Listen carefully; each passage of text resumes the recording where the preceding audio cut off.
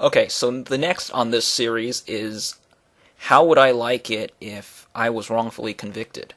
Or, more simply, how would I like it if I were on death row?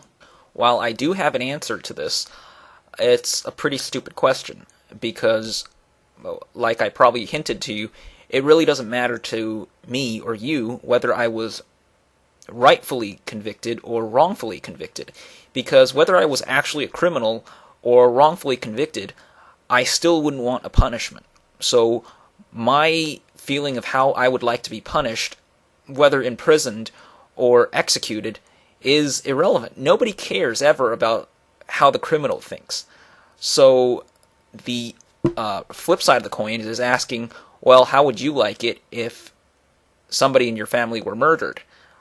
Which is an equally stupid question, because if the logic is that you need to be in one person's shoes, in this case the extreme minority, one person against society, if you need to be in that person's shoes to do the right thing, then the logical conclusion is that if Jim murdered Joe and you don't know either of these people, you have no reason to be upset, and you have no reason to advocate that Jim is punished, because you are not Joe, you don't know Joe, and Jim didn't hurt you. So it's none of your business since you are not Joe's family. That's absurd. A society does not act solely on what one person feels about another person. A society generally acts on what they believe, as a collection, what is best for the overall big picture. Wrongful conviction isn't a problem for me in and of itself. Sure, there might be a magic number where I would get slightly uncomfortable, and I will discuss this in another video.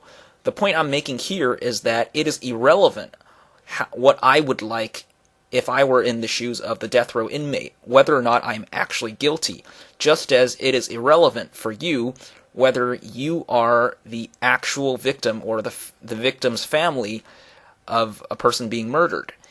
You shouldn't, as a matter of a principle of a society, take it any more or less personally based on whether it is your family. Now, I understand you do, and it's human nature that you care more about things that are personal than things that are not. But what I'm trying to say here is that my advocacy of death penalty is not based on how I would like it if I were in the criminal's shoes.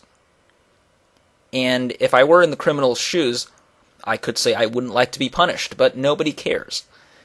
And it doesn't matter whether I am actually guilty or not. I still wouldn't want to be punished. Period.